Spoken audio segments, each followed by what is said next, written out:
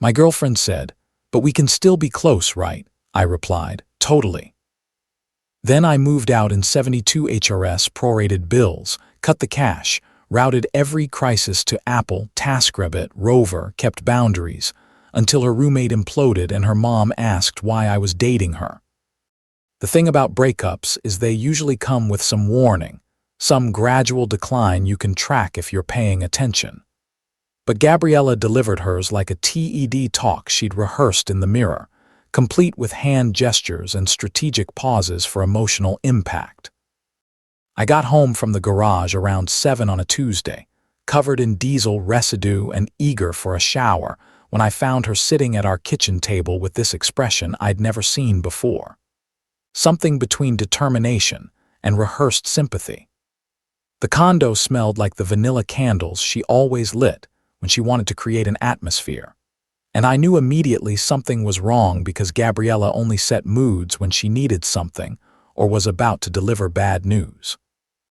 I'd been with her for 3 years, living together for the last 18 months in this Tampa condo that cost way more than it should, splitting expenses in a way that wasn't actually splitting at all since I covered about 85% of everything while she worked part-time at a boutique downtown and spent the rest of her hours planning her breakthrough as what she called a lifestyle curator.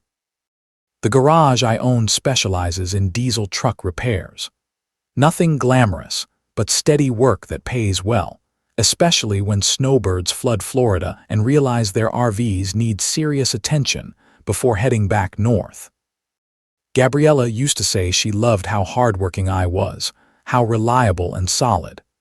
But somewhere in year 2, those compliments started sounding less like praise and more like she was describing a dependable appliance. I dropped my keys on the counter and immediately noticed she'd arranged everything perfectly. 2 glasses of wine already poured even though I hadn't agreed to whatever conversation she'd planned.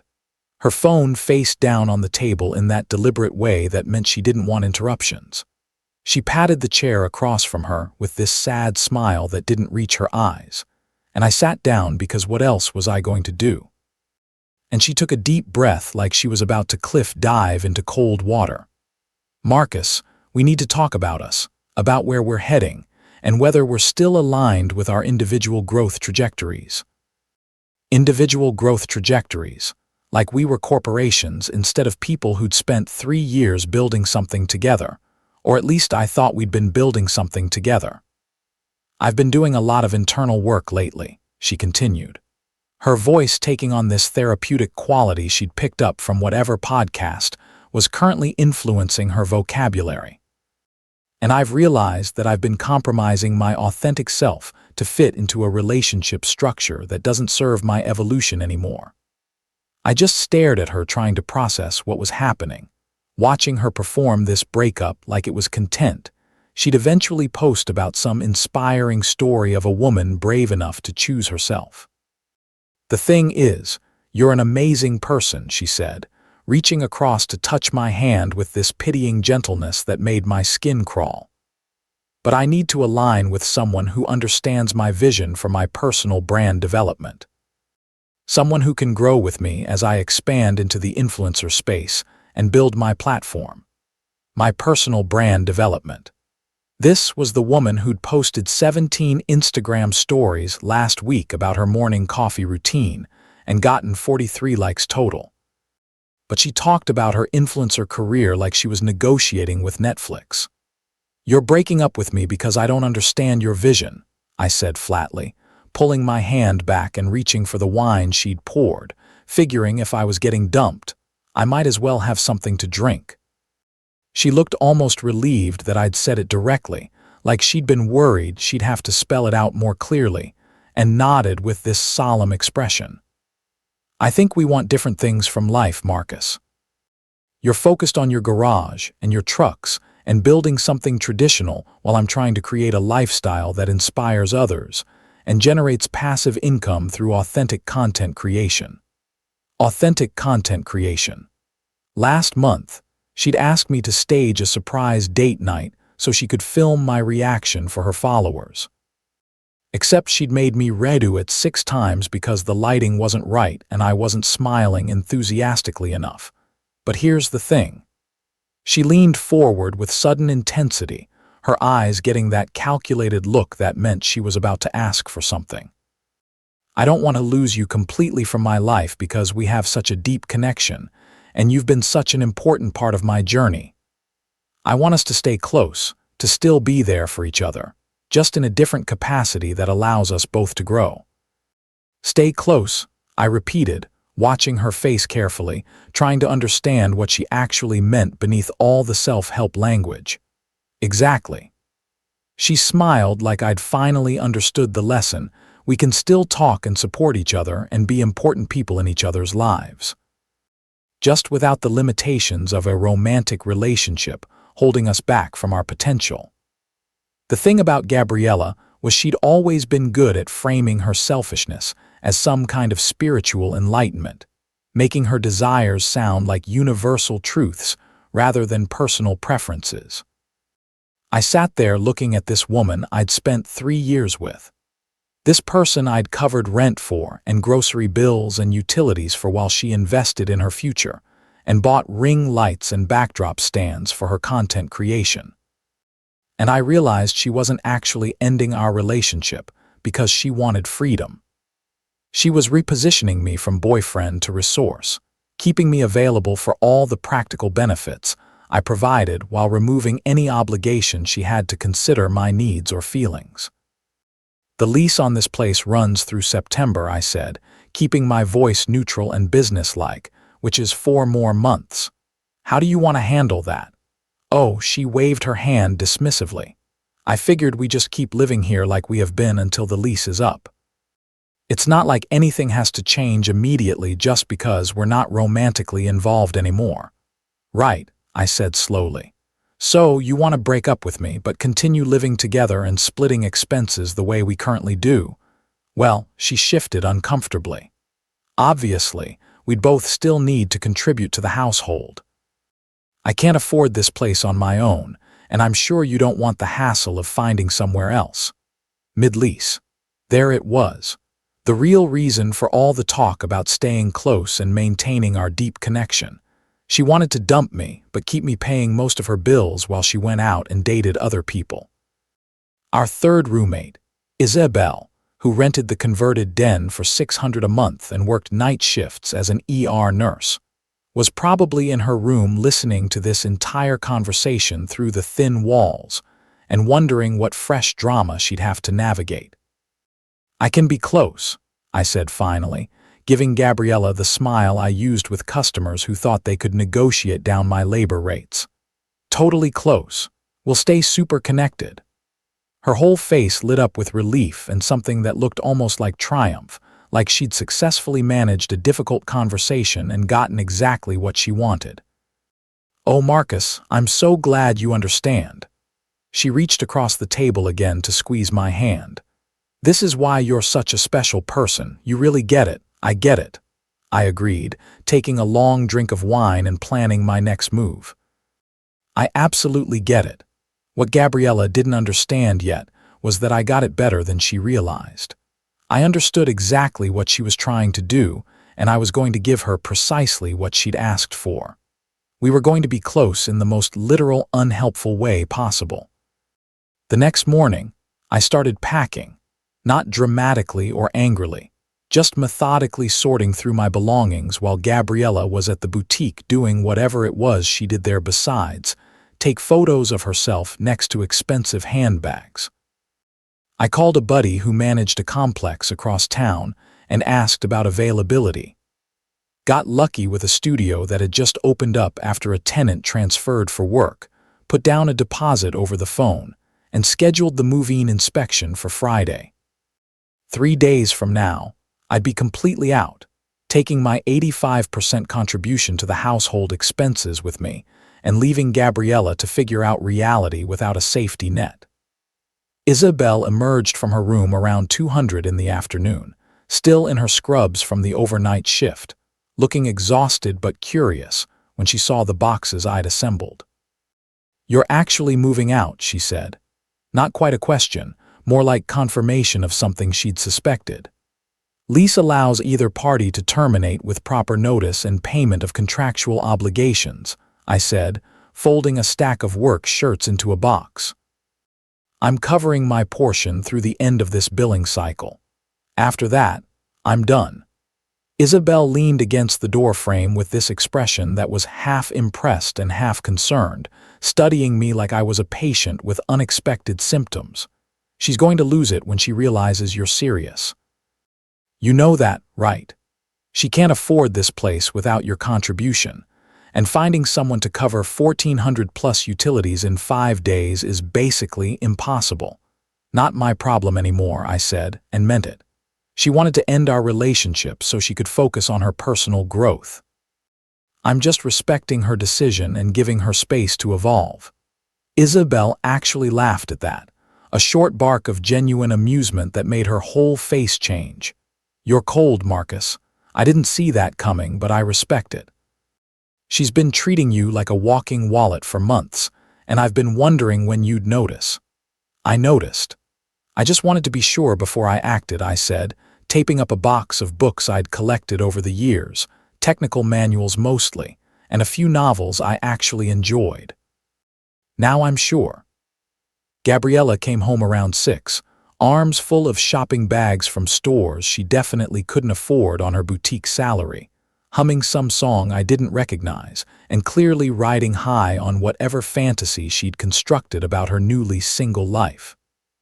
She stopped dead when she saw the boxes stacked by the door, her smile freezing into something uncertain and slightly panicked. "What's all this?" she asked, setting down her bags carefully like they might detonate. "I'm moving out," I said from the kitchen where I was wrapping glasses in newspaper. "Found a studio across town. Moving Friday. You'll have the place to yourself to really focus on your authentic journey." Her mouth opened and closed a few times, her brain clearly trying to catch up with this reality she hadn't anticipated moving out, but we just talked about this yesterday. We agreed to stay close and keep things normal until the lease ends. We are staying close, I assured her. Super close, just not cohabitating close. That seemed like it might complicate your growth trajectory. So I'm removing that obstacle for you. "Marcus, you can't just leave me with this whole place," she said, her voice climbing toward panic. "The rent is $2,800 a month plus utilities. I can't cover that on my own. You'll need to find a roommate," I suggested helpfully, "or maybe 2 roommates.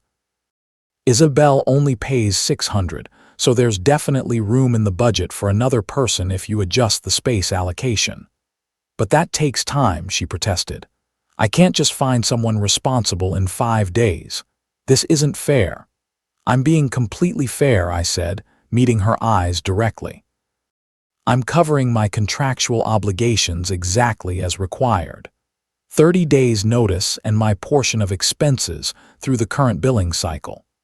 After that, you're free to structure your living situation however works best for your personal brand development." She stared at me like I'd grown a second head, clearly struggling to reconcile this version of me with the accommodating guy who'd spent 3 years making her life easier.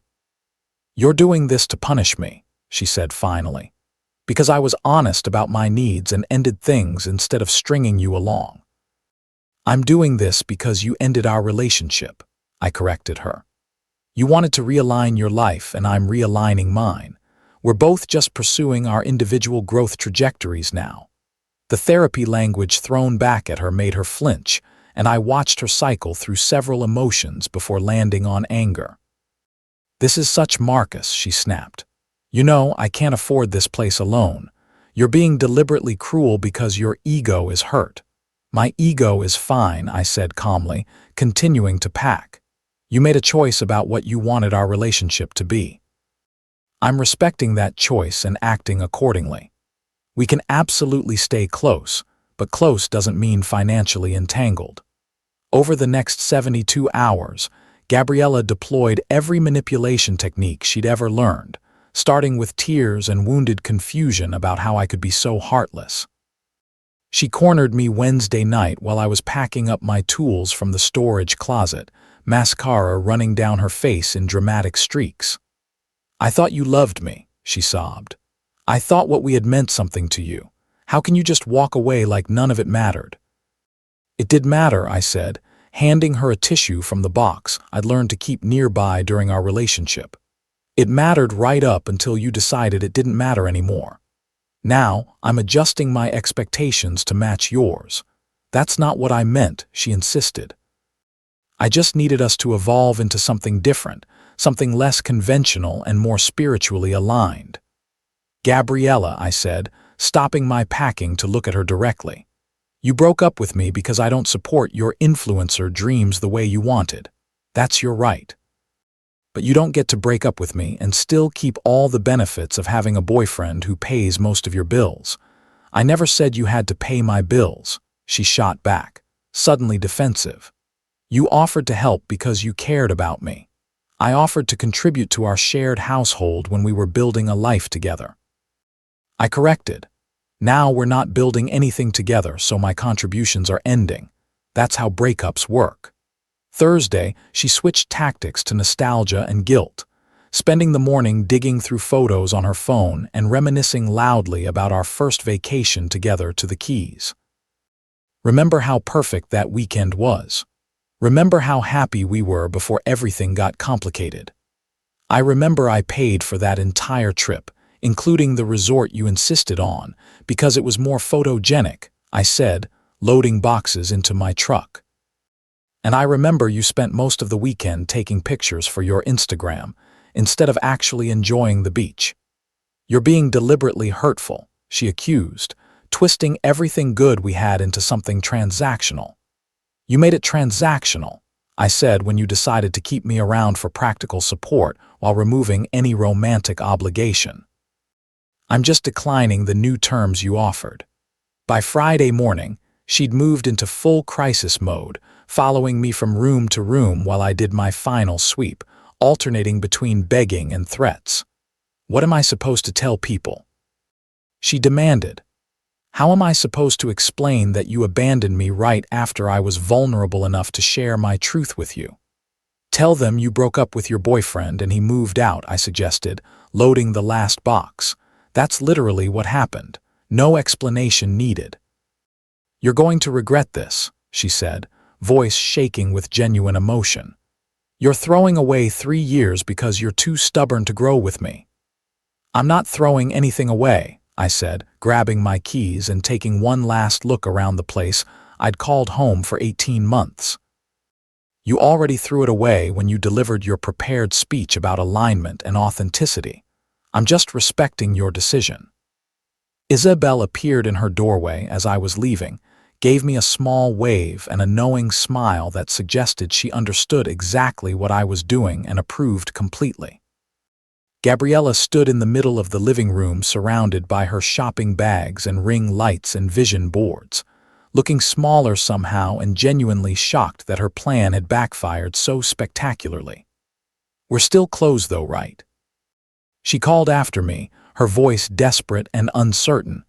"You'll still answer if I need to talk to you?" "Absolutely," I said over my shoulder. "Super close will definitely stay connected." And I meant every word because staying close was going to teach her exactly what she'd lost. The studio apartment was everything the condo wasn't. Small and practical and completely mine without anyone else's vision boards cluttering the walls or ring lights taking up outlet space. I spent the weekend setting up my place exactly how I wanted it. No compromises or negotiations about aesthetics, just functional furniture and a decent coffee maker and silence that felt like luxury after months of Gabriella's constant content creation noise. Monday afternoon, my phone started buzzing with the first emergency. Gabriella's contact photo lighting up my screen with that pouty selfie she'd taken specifically for moments when she wanted something. "Marcus, oh my God, I need your help so bad. My laptop completely died and I have this huge presentation for a potential brand partnership tomorrow morning and all my files are on there and I'm absolutely panicking. That sucks." I texted back, keeping my tone sympathetic and supportive. "Have you tried the Apple Store? They have same-day appointments if you book early enough. I can't afford the Apple Store right now. She responded immediately. And you always knew how to fix computer stuff. Couldn't you just come over real quick and take a look? It would take you like 20 minutes. I'm actually at the garage until 8 tonight, I replied. But the Genius Bart techs are really good at data recovery. I definitely recommend scheduling with them. They're your best bet for a quick turnaround. Marcus, please, came her next message. You know how important this partnership could be for my platform growth. I really need you right now, and I really believe in your ability to handle this independently. I wrote back, you've got this. The Apple Store on Kennedy Boulevard opens at 1,000. Very supportive, very encouraging, absolutely zero practical assistance. She called instead of texting, her voice tight with frustration when I answered. Why are you being like this? You've helped me with tech problems 100 times before, and now suddenly you're too busy. We're close friends now instead of partners, I explained patiently. And close friends encourage each other to develop problem-solving skills rather than creating dependency. I'm supporting your growth by believing you can handle this yourself. That's complete, and you know it. She snapped. You're just being petty because I ended things. I'm being exactly what you asked me to be. I said close but not romantically entangled friends who care about each other but maintain healthy boundaries. This is what that looks like. She hung up on me, but I noticed she figured out the Apple Store situation because her Instagram story the next day showed her at some coffee shop with her laptop working. Captioned something about overcoming obstacles and manifesting solutions. The requests kept coming with impressive frequency, each one revealing just how much practical support I'd been providing without really noticing the pattern. Wednesday, she needed help moving furniture because she was rearranging her room for better and natural lighting in her content. I suggested hiring college students off Taskrabbit. Friday, her car made a weird noise and she wanted me to check it out. I recommended 3 mechanics in her area with excellent Google reviews. Sunday, she was locked out of her streaming accounts and couldn't remember her passwords. I walked her through the password recovery process over text, instead of just doing it for her like I used to. Each crisis got met with the same energy, supportive language, and genuine encouragement wrapped around absolutely no tangible help. And I could feel her frustration building with every friendly suggestion I offered. The dog-sitting request came 2 weeks after I moved out. Gabriella calling on a Thursday evening with that particular tone she used when she was about to ask for something big. So, I have this amazing opportunity to go to this influencer retreat in Savannah this weekend. She started her voice bright with forced casualness. It's like really important networking and content collaboration stuff. That sounds great. I said, genuinely happy she was pursuing her goals. Those kinds of events can be really valuable for building connections. Yeah, exactly. She agreed quickly, seizing on my supportive tone. The only problem is I need someone to watch Winston, and my usual pet sitter is booked. So, I was hoping you could take him for the weekend like you used to. Winston was Gabriella's high-maintenance poodle, who required specific food prepared at specific times, needed 3 walks daily at specific intervals, and had anxiety issues that meant he couldn't be left alone for more than 4 hours without destroying something expensive. I'd spent countless weekends managing Winston's neurotic needs while Gabriella went out, never really questioning it because that's what boyfriends did. I can't this weekend, I said. I've got a full schedule at the garage, plus I'm planning to repaint the studio. Marcus, come on. Her voice shifted toward pleading. You love Winston and he loves you. It's just 2 nights and I'll totally owe you one. Have you checked Rover? I asked. They have amazing professional pet sitters who specialize in high-energy dogs. I can send you some links to highly rated ones in your area. I don't want a stranger watching my baby, she protested. Winston knows you and trusts you. Why are you making this so difficult? Because we're close friends now, I reminded her. And friends respect each other's boundaries and time. I'm sure you can find excellent professional care for Winston. There's this great service called WAG that does drop-in visits if you don't want overnight boarding. You're seriously going to make me pay someone when you could just help me out, she said, her voice rising with indignation. I thought you cared about me. I do care about you, I assured her. Which is why I'm encouraging you to establish sustainable solutions that don't depend on other people's availability. That's what caring friends do.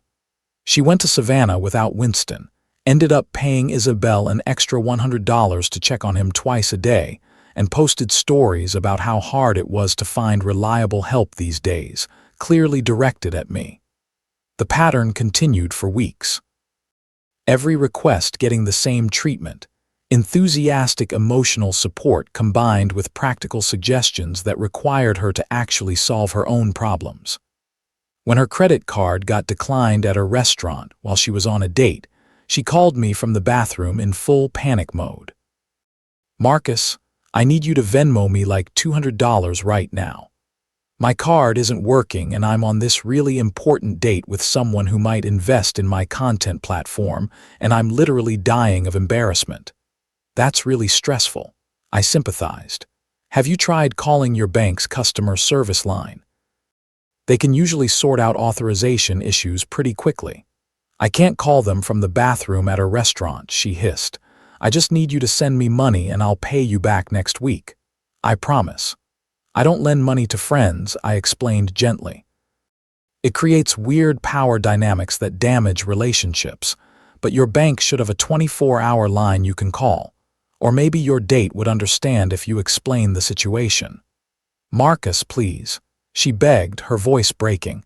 I really need you right now, just this once. Clothes friends encourage financial independence and responsibility, I said, maintaining my supportive tone. I really believe you can navigate this yourself. Maybe the restaurant takes Venmo or Cash App directly.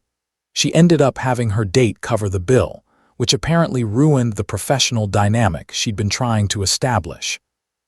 And she sent me a long text afterward about how I'd sabotaged her potential business opportunity by refusing to be there for her in a moment of crisis. I responded with encouragement about how she'd successfully resolved the situation independently, and how proud I was of her problem-solving skills, which made her block my number for 3 days before unblocking it when she needed something else. Isabel sent me a text one night after an especially dramatic afternoon at the condo. Your ex just spent 20 minutes ranting about how you've changed and become cold and unsupportive. I didn't have the heart to tell her, you're literally just treating her how she treated everyone else for years. The irony isn't lost on me, I wrote back. She wanted closeness without obligation. Turns out that's exactly what she's getting. It's beautiful to watch, honestly, Isabel replied, like some kind of social experiment in consequences. She keeps expecting you to crack and go back to fixing everything for her. I'm not cracking, I said, and I meant it. I'd never felt more certain about a decision in my life.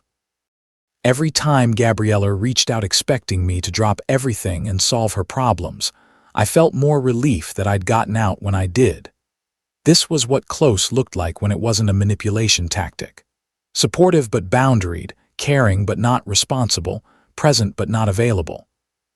3 weeks after I moved out, Isabel texted me at 1100 on a Saturday night with a message that pulled me away from the transmission rebuild I'd been working on in my new garage space. Winston escaped while G was out somewhere.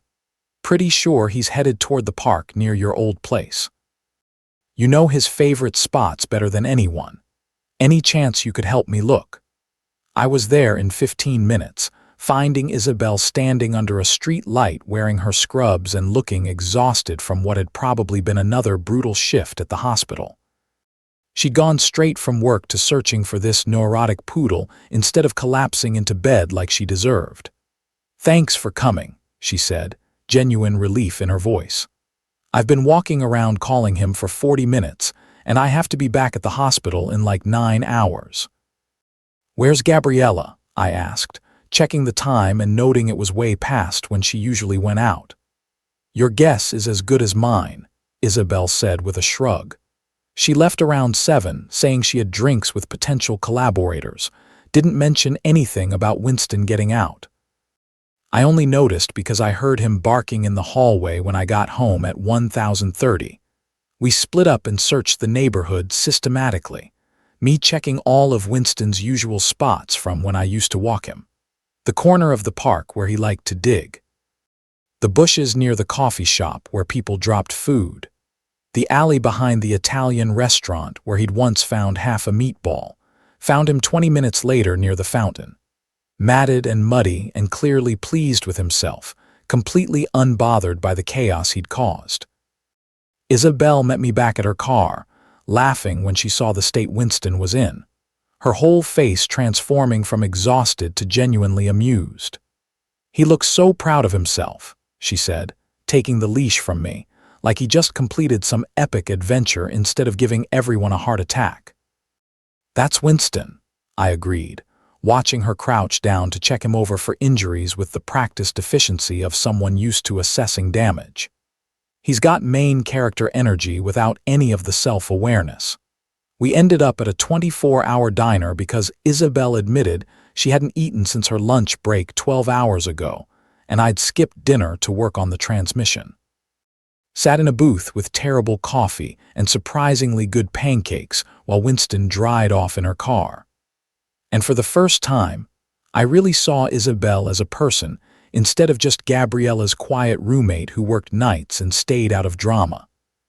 She'd been living in that converted den for almost a year, paying her rent on time and keeping to herself, while Gabriella created chaos in the common areas. And I realized I'd never actually had a real conversation with her. "How do you deal with living with her?" I asked, genuine curiosity in my voice. "I lasted 18 months and barely survived. Noise-canceling headphones and the knowledge that I'm saving 70% of my income to buy my own place," Isabel said, taking a long drink of coffee. "She's exhausting, but the rent is cheap, and I'm working doubles anyway, so I'm barely there." "You're saving to buy."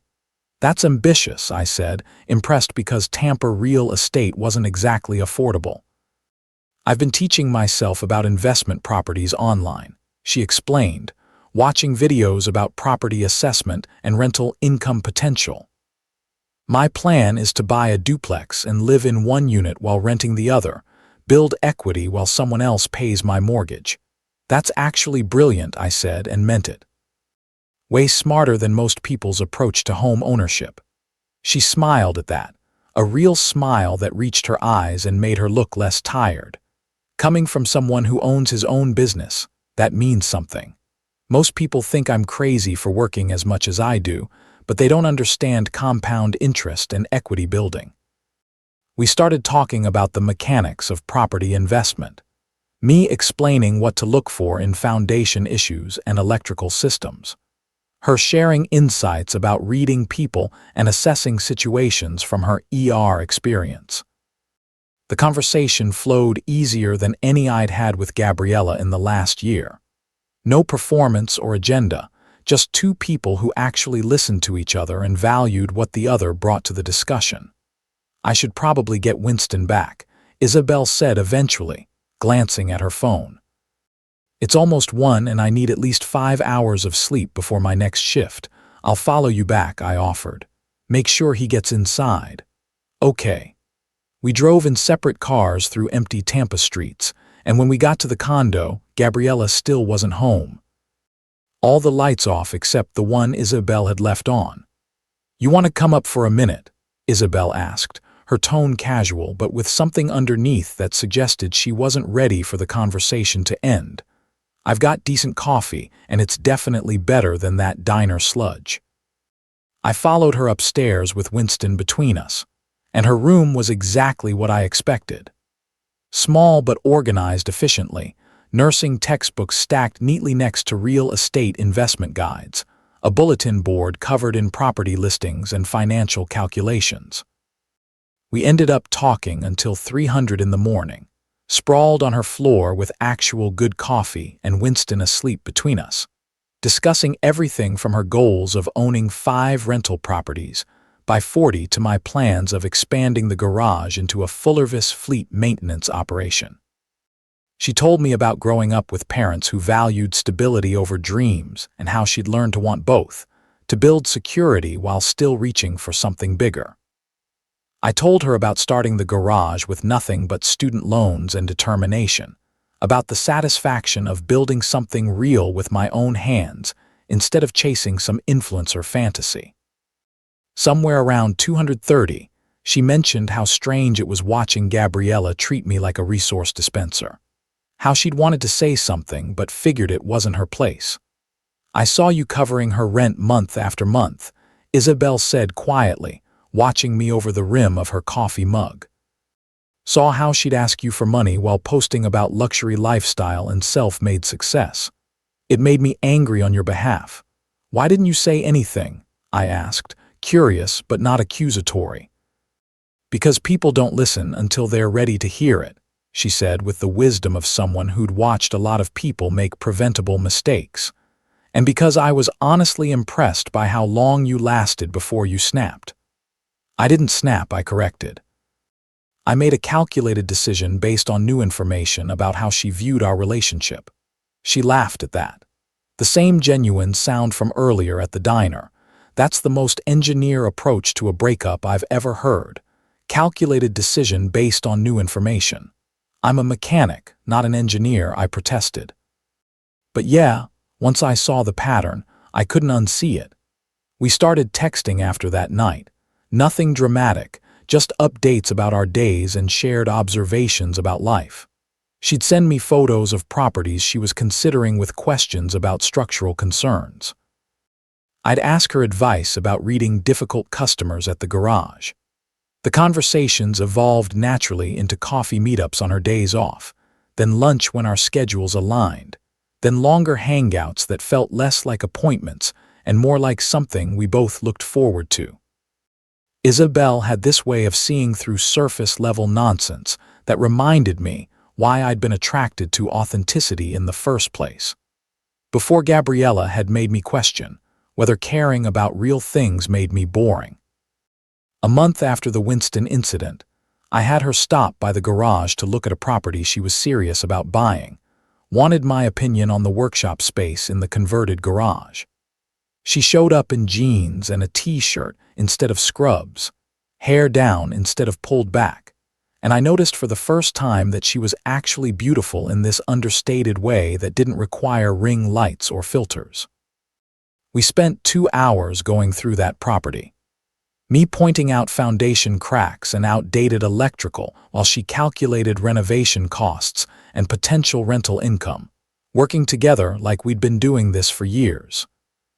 Afterward, we grabbed lunch at this taco place near the garage, sitting outside in the Florida sun and talking about her offer strategy. "You're really good at this," she said, gesturing with her taco, the property assessment thing. "You should consider doing consultation work on the side." "You're really good at the investment analysis," I countered.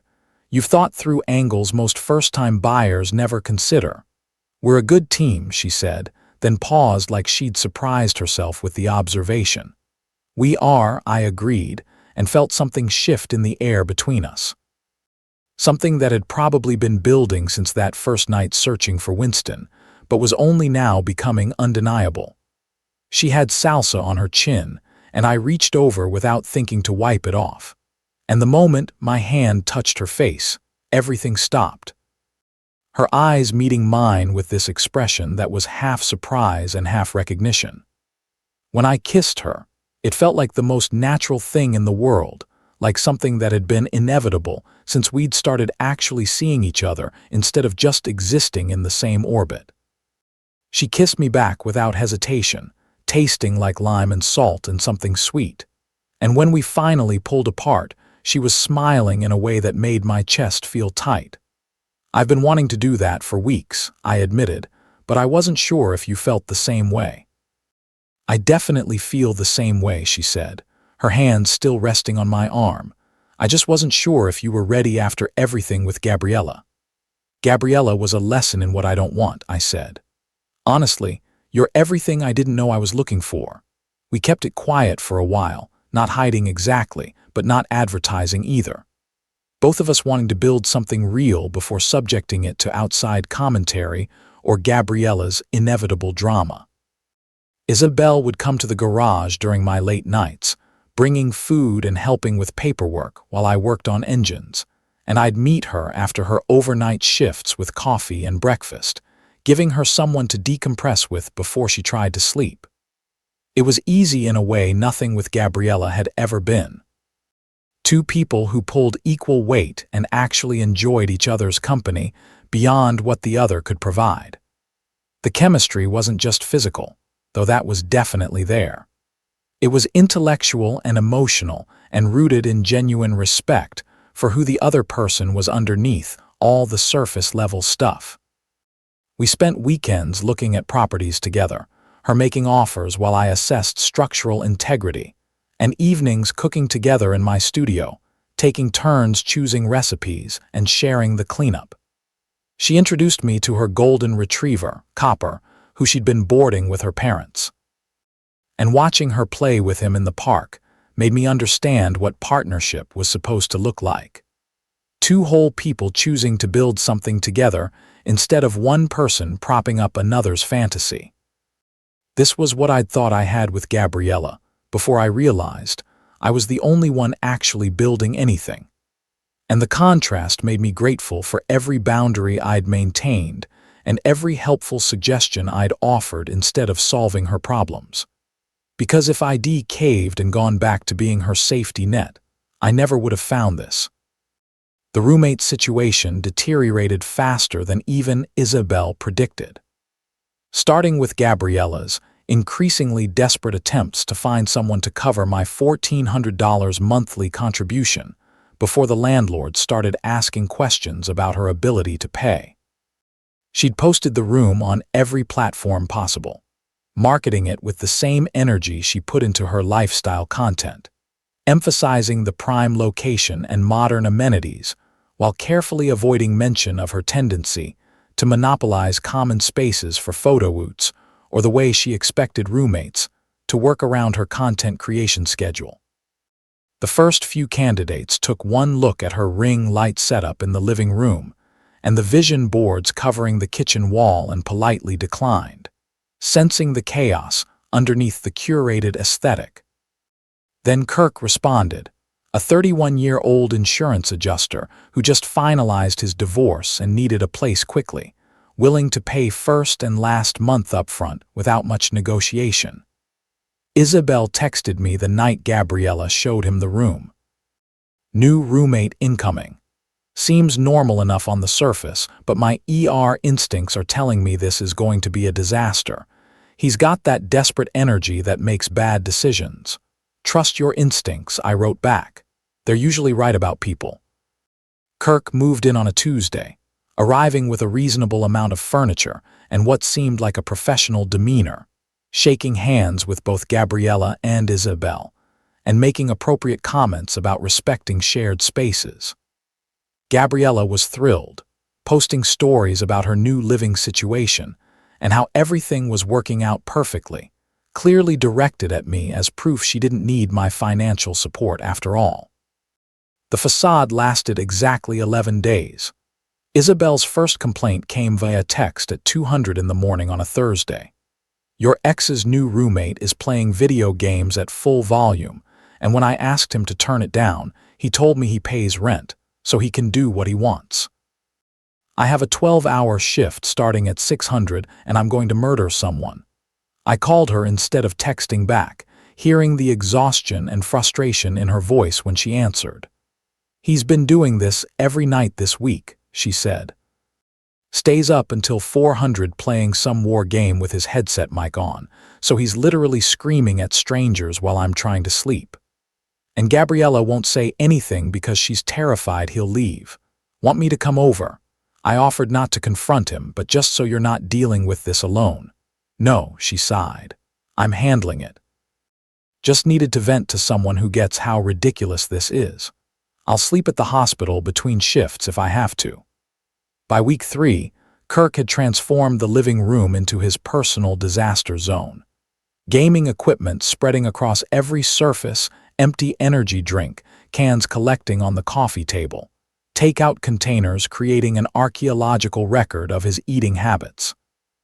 He had also developed a habit of leaving passive-aggressive notes about household issues, complaining about noise from Isabel's morning routine when she came home from night shifts, about Gabriella's bathroom products taking up too much space, about the thermostat being set wrong for optimal comfort.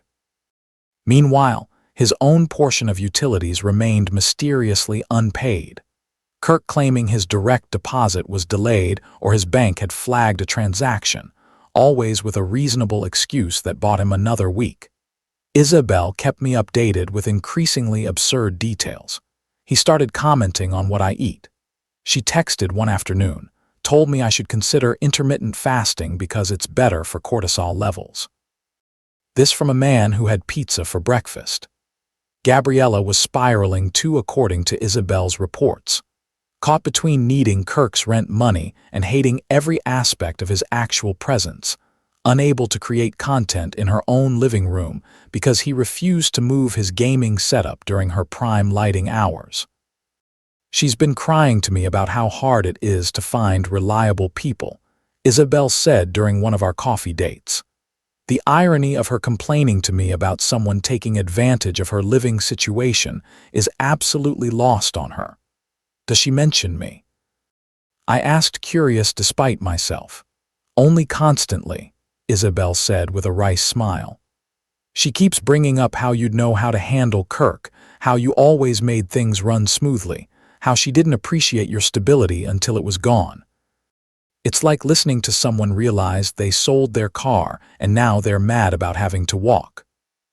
The explosion came 5 weeks after Kirk moved in on a Sunday afternoon when Isabel was finally home and awake during normal hours.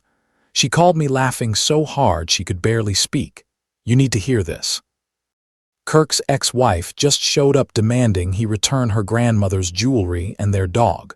Apparently, he took them during the separation, and she finally tracked him down. I could hear shouting in the background. A woman's voice raised in righteous anger, and Kirk's defensive response is getting louder. It gets better, Isabel said, still laughing. Gabriella tried to mediate, and the ex-wife told her to stay out of it because anyone stupid enough to let Kirk move and deserves whatever chaos follows. Now Gabriella's locked in her room, and the ex-wife is threatening to call the police. The police did get called by a neighbor who'd heard the screaming match through the walls, and they showed up to find Kirk's ex-wife on the doorstep with photos of her missing jewelry on her phone, and Kirk claiming she was harassing him. The whole thing ended with Kirk agreeing to return the items and the ex-wife leaving with threats about small claims court, but the damage was done. The entire building had witnessed the drama, and the landlord had definitely taken notice. Isabel sent me photos later. The jewelry box Kirk had been forced to hand over the dog carrier his ex had brought for their schnauzer. Gabriella's face in the background of one shot looking absolutely mortified. That was the most entertainment I've had in months. Isabel texted Worth every second of lost sleep. Gabriella called me that night, her voice smaller than I'd heard it since the breakup. Marcus, I really need your help with something. What's going on? I said, putting her on speaker while I organized my tools. Kirk's ex-wife's situation was really bad, and now I'm worried he's going to bail on rent, and I can't afford to cover his portion, plus mine. Plus, the landlord is asking questions about the police visit. I don't know what to do. That sounds incredibly stressful. I sympathized. Have you talked to Kirk about your concerns? He just keeps saying it's handled and everything's fine, but I don't believe him, she said. Her words coming faster with rising panic. What if he leaves and sticks me with his share? What if the landlord decides we're too much trouble and doesn't renew the lease? Those are valid concerns. I agreed. Have you considered talking to the property management about your options? Marcus, please, she interrupted, her voice breaking. I need actual help, not suggestions about who else I should talk to. Couldn't you just come over and help me deal with Kirk? He respected you when you lived here. Gabriella, I said gently but firmly. I don't live there anymore, and Kirk isn't my problem to manage. You chose him as a roommate, so you need to handle the situation you created. But you're so much better at this stuff than I am, she protested. You always knew how to handle difficult people and conflict resolution. I'm completely out of my depth here. Then this is a great opportunity for growth. I said, using her own language against her. Learning to navigate difficult situations independently is part of personal development. I believe in your ability to figure this out. You're really not going to help me, she said, disbelief thick in her voice. I'm helping you by encouraging your autonomy and problem-solving skills. I corrected. Close friends support each other's growth rather than enabling dependency. You've got this. She hung up without saying goodbye, and Isabel texted me 10 minutes later saying Gabriella had emerged from her room on a rant about how everyone in her life was useless and unsupportive. 2 days later, Kirk announced he was moving out at the end of the week. Not even giving proper notice, just declaring he'd found a better situation and Gabriella could keep his security deposit to cover his final month. Except, he'd never paid his portion of utilities for the last 6 weeks, leaving Gabriella responsible for almost $800 in overdue bills, plus the full rent for the remaining 3 months of the lease. Isabel gave her notice that same week, telling Gabriella she'd found a place closer to the hospital with more predictable roommates, which was true, but the real reason was she was moving in with me. We'd been talking about it for weeks, running the numbers and making plans. Isabel contributing to the rent on my studio until we could close on the duplex she'd been negotiating to buy. Gabriella absolutely lost it when Isabel told her, accusing her of abandoning ship and leaving her to drown, conveniently forgetting that Isabel had been a model roommate for over a year, while Gabriella created chaos. You can't leave me like this, Gabriella said, according to Isabel's retelling. I'll never find someone to replace both you and Kirk in time. This is going to destroy me financially. I've given you proper notice, Isabel said calmly. A full 30 days, which is more than Kirk gave you. You have time to figure something out, but I thought we were friends. Gabriella tried going for the guilt angle. We're friendly roommates, Isabel corrected. There's a difference, and I'm not responsible for managing your financial situation. The parallel to my own exit was so perfect it almost felt scripted. Gabriella once again facing the consequences of treating people like resources rather than humans. Learning the same lesson twice because she'd refused to understand it the first time. Isabel and I had been keeping our relationship intentionally quiet for almost 2 months. Not hiding exactly, but not broadcasting either. Both of us wanting to build something solid before exposing it to outside opinions or Gabriella's inevitable meltdown. We'd gotten into a comfortable rhythm, her staying at my place most nights between shifts, both of us saving aggressively for the duplex down payment, cooking together, and talking about floor plans and renovation timelines like we'd been doing this for years. It felt adult in a way my relationship with Gabriella never had. 2 people with actual goals working towards something real instead of one person funding another's fantasy. The reveal happened by accident on a Saturday morning in early June. Isabel and I walking through the waterfront farmers market, holding hands and debating between 2 different types of tomatoes for the sauce we were planning to make later. She just convinced me that heirloom varieties were worth the extra cost when I heard someone call my name with unmistakable enthusiasm, turning to see Patricia, Gabriella's mother, approaching with a huge smile and open arms. Marcus, oh my goodness, I haven't seen you in months. She pulled me into a hug that smelled like the same floral perfume she'd worn at every family dinner I'd attended. How have you been? I've been really good, Patricia. I said, genuinely pleased to see her because she'd always been kind to me, introducing Isabel, who was still holding the tomatoes and looking slightly uncertain about this interaction. This is Isabel. Patricia's eyes went from me to Isabel to our joined hands, and I watched her process the information with the speed of someone who'd raised 3 daughters and could read a situation instantly. "Isabel," she repeated, extending her hand with warmth that seemed completely genuine. "It's so lovely to meet you. Are you too?" She gestured between us with a knowing smile. "We're together." "Yes," Isabel said, her voice steady and confident, meeting Patricia's eyes directly. "We've been dating for a couple months now." Patricia's smile grew even wider, pulling Isabel into a hug that clearly surprised her.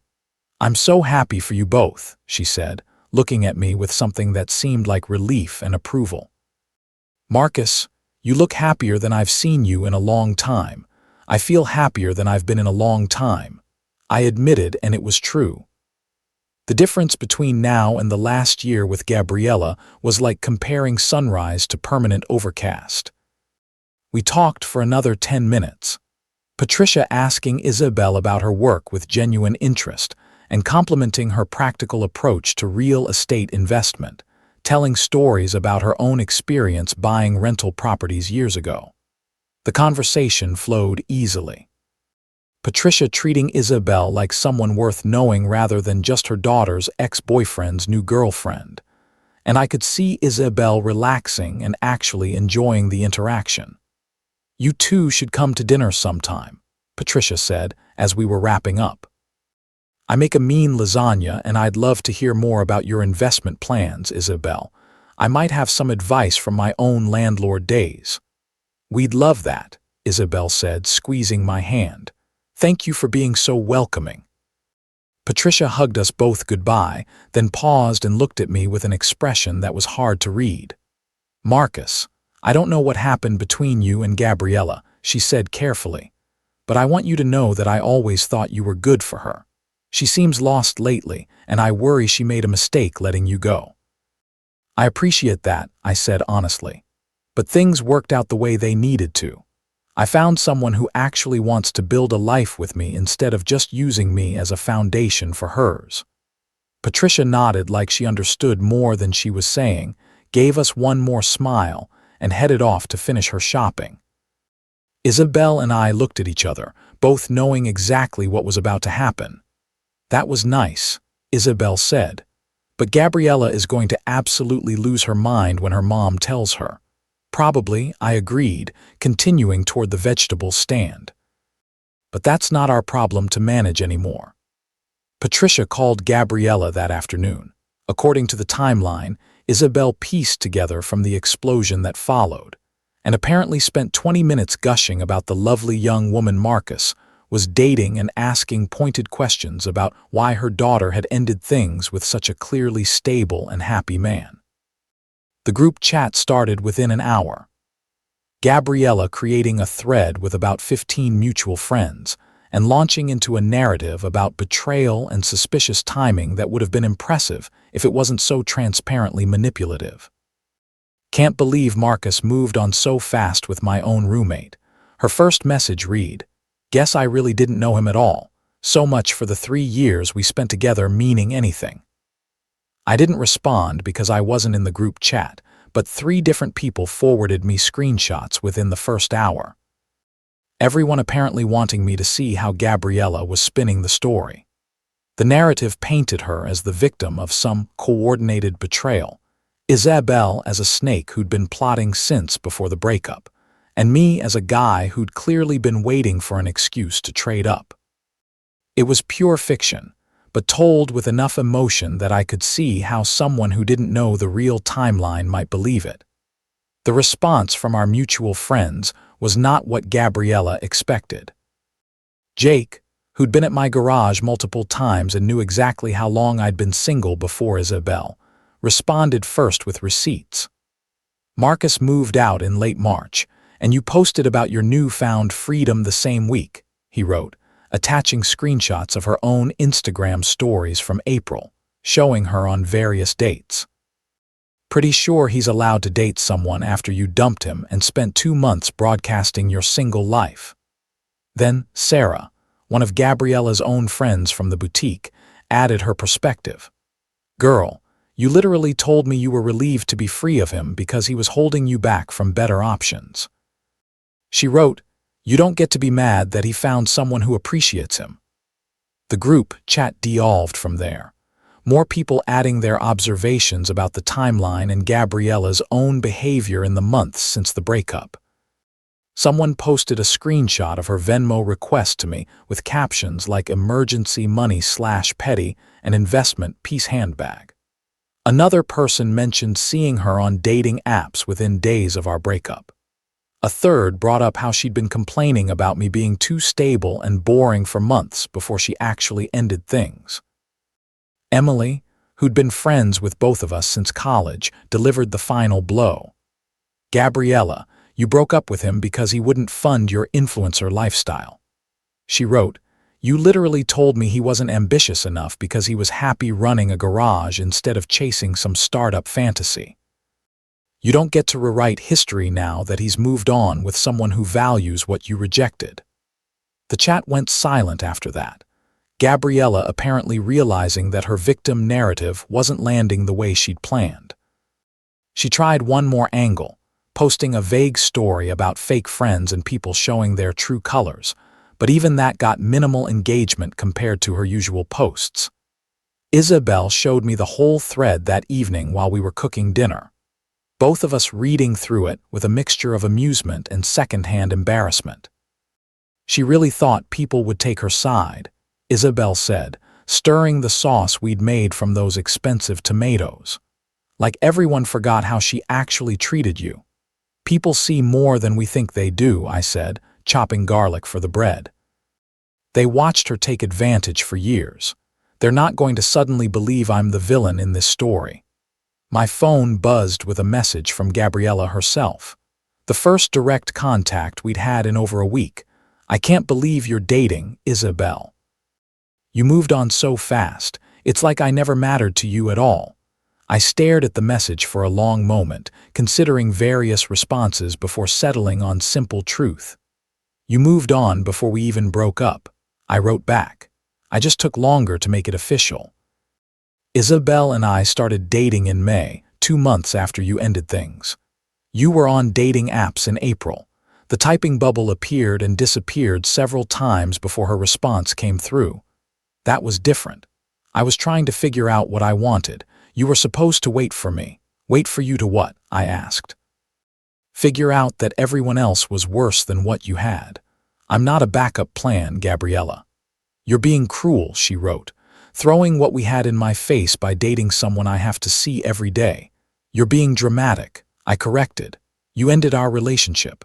Isabel and I are both adults who are allowed to date whoever we want. Your feelings about it aren't my responsibility anymore. She didn't respond after that, but Isabel told me later that Gabriella spent the evening crying loudly in her room, probably hoping someone would come comfort her. But Isabel had just put in her headphones and kept packing for the move. The social media campaign continued for a few more days. Gabriella posting increasingly desperate content about knowing your worth and not settling for people who don't fight for you. Each post getting fewer likes and more eye rolls from people who knew the real story. Patricia called me directly the following Tuesday, apologizing for apparently triggering Gabriella's meltdown and asking if we were still interested in that dinner invitation. Absolutely, I said. Isabel would love to hear your landlord's stories, and honestly, your daughter's reaction isn't your fault or your responsibility. I worry about her, Patricia admitted, her voice heavy with the particular exhaustion of a parent watching their adult child make preventable mistakes. She's always been so focused on appearance over substance. I'd hoped you were helping her see things differently, but I think she just resented you for it. Some people have to learn the hard way, I said, watching Isabel organize her books on the shelf we just installed. All you can do is let her figure it out and be there when she's ready to grow. You're more generous than she deserves, Patricia said. But that's probably why Isabel is lucky to have you. We're lucky to have each other, I corrected, and meant it more than I'd meant almost anything.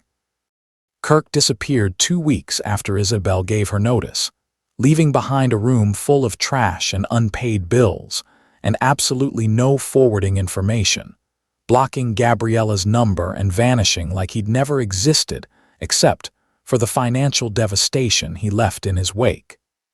Isabel was still technically living there when it happened, counting down her final days before the move. And she called me from the condo with an update that was equal parts horrifying and satisfying. "He's just gone," she said. I can hear Gabriella on the phone with the landlord trying to explain why she can't cover his portion of rent. She's absolutely panicking, and honestly, I feel bad for about 3 seconds until I remember how she treated everyone like disposable resources. The math was brutal and entirely of Gabriella's own making. Kirk owed 6 weeks of utilities totaling around $800, plus his final month's rent of $900 that he'd promised to pay before disappearing. And Gabriella was suddenly responsible for the full $2,800 monthly rent with only her boutique salary and whatever she made from her failing influencer career. The landlord gave her 1 week to either pay everything or provide proof of a new roommate who could cover the shortfall. And based on Isabel's reports, Gabriella spent that week in increasingly desperate attempts to find someone willing to move in immediately. She posted ads everywhere with photos that made the place look bigger and brighter than reality, emphasizing location and amenities while carefully cropping out her ring light setup and vision boards. The responses were predictable. People interested until they met her and realized she expected them to work around her content creation schedule and tolerate her treating common spaces like a personal studio. Everyone politely declining after the initial tour. By day 5, she'd lowered her standards considerably, offering the room to a college student who wanted to throw parties to someone's cousin, who had 3 cats despite the no pets policy, to basically anyone who could pay rent regardless of whether they'd be a functional roommate. Isabel moved out on schedule, loading her belongings into a truck I'd rented, while Gabriella watched from the window with an expression somewhere between betrayal and desperation.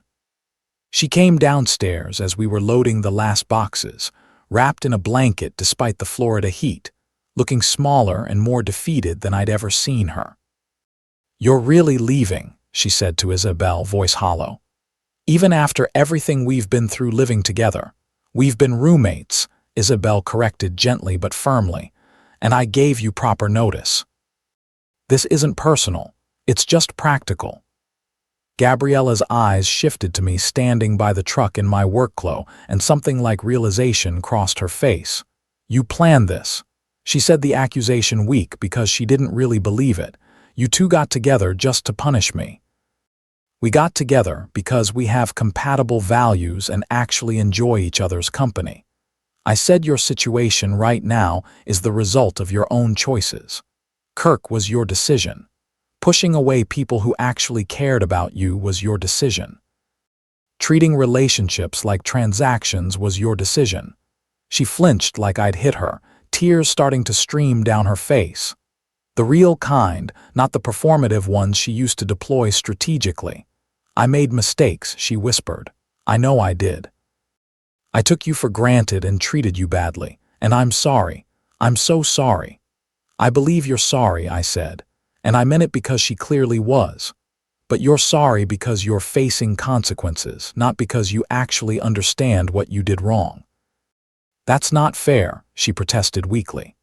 "It's completely fair," Isabel interjected, stepping in with the directness she'd learned from years of delivering hard truths to patients. "You didn't apologize when Marcus was still available to take you back. You're apologizing now that he's happy with someone else, and you're stuck with the mess you created." Gabriella looked between us, searching for sympathy or softness or some crack she could exploit, but finding only 2 people who'd learned to value themselves too much to be manipulated. The eviction notice came 3 days later, according to mutual friends who still lived in the building. Gabriella having failed to secure a new roommate or come up with the money to cover the shortfall. She tried one last desperate plea to the landlord, offering to pay partial rent and make up the difference over time. But property management had dealt with enough broken promises to know that pattern never ended well. She had 30 days to vacate.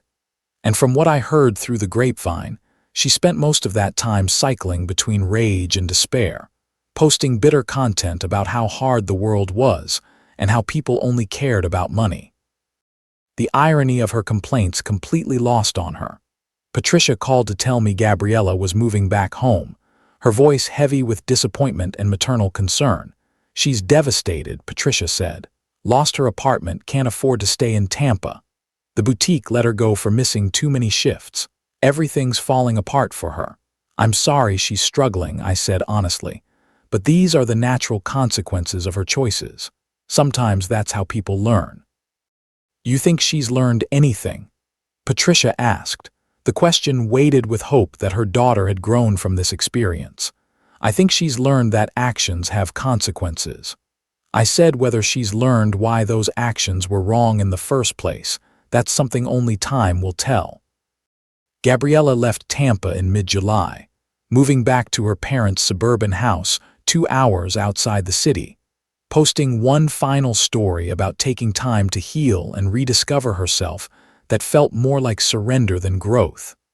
Her influencer accounts went quiet after that, the occasional post lacking the frequency and enthusiasm she'd once maintained. Her follower count slowly declining as people realized the content wasn't coming back.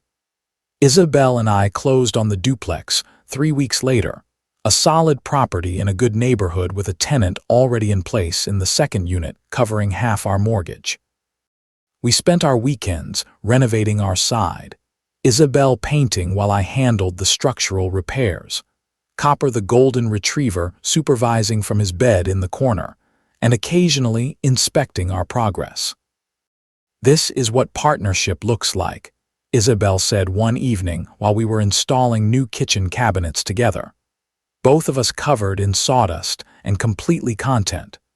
Two people building something real instead of one person propping up another's fantasy.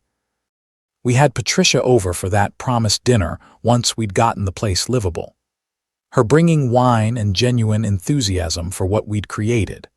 She looked around at the space we transformed together at the evidence of our combined effort and shared vision and smiled with something that looked like relief.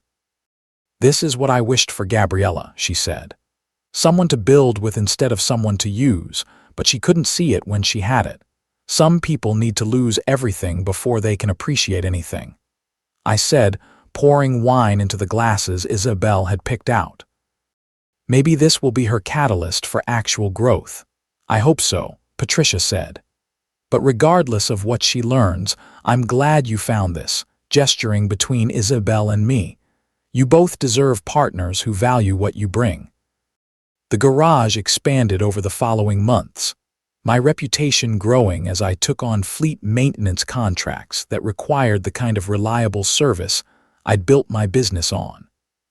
Isabel's rental income from the other unit exceeded projections, her investment strategy proving as solid as her research had suggested, and we started talking about buying a second property within the year.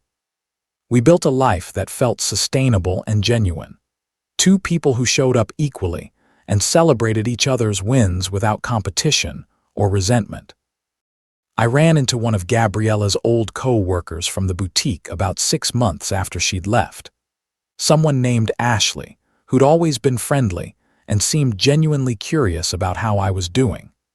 She told me Gabriella was still living with her parents, working retail at the mall near their house, and apparently dating someone new, though Ashley wasn't sure how serious it was. "She asks about you sometimes," Ashley said. "Wants to know if you're still with Isabel. Seems shocked that you two are actually happy and building something real. What does she say when people tell her we are?" I asked, morbidly curious.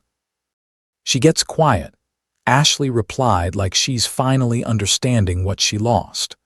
"But it's too late to matter now." I saw Gabriella exactly once more about a year after everything fell apart at a mutual friend's wedding where we'd both been invited before the breakup and neither of us had the relationship to the couple to justify backing out. She was there with some guy who looked young and eager and slightly overwhelmed by her. The same expression I probably wore in our early days before I understood what I was signing up for. She spotted me and Isabel across the reception. The two of us laughing with the groom's family and clearly comfortable in our own skin, and I watched her face process what she was seeing.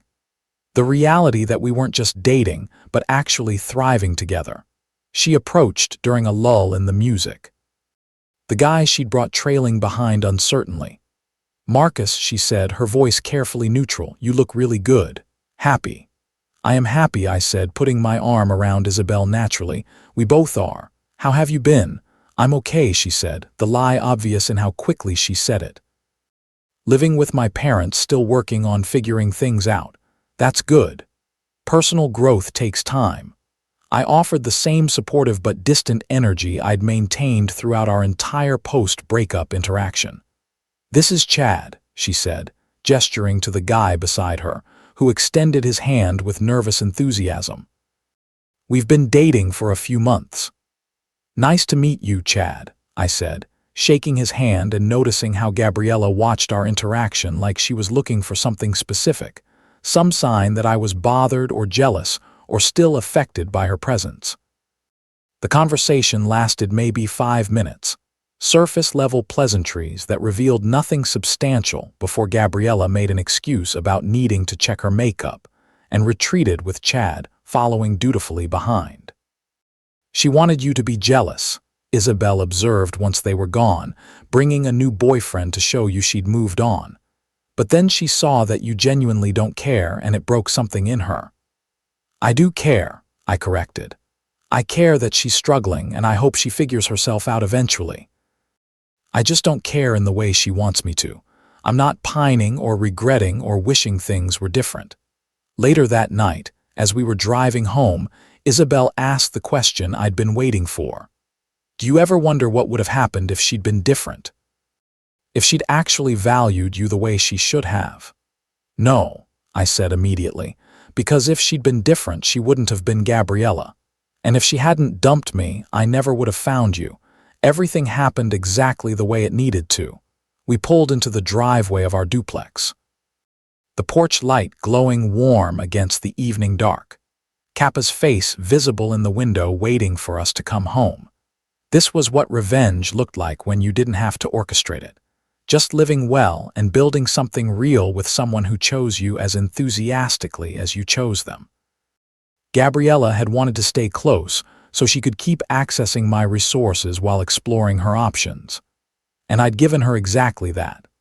Closeness without utility, support without sacrifice, the appearance of friendship without any of the benefits she'd taken for granted. She'd learned the hard way that you can't demote someone to a supporting role in your life and expect them to keep providing the services of a leading man. That boundaries matter and choices have consequences, and some lessons only stick when they cost you everything you took for granted. My revenge wasn't cruelty or calculated punishment. It was simply honoring the exact boundary she'd established, and watching her realize too late what she'd actually asked for.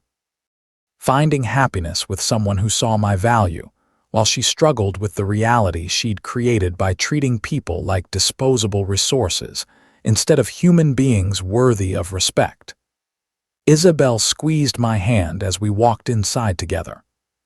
Both of us knowing without saying that we'd found something Gabriella would never understand, a partnership built on mutual respect and genuine affection, instead of convenience and exploitation. And that was the best possible ending to a story that had started with someone who couldn't see past her own reflection long enough to appreciate what was standing right in front of.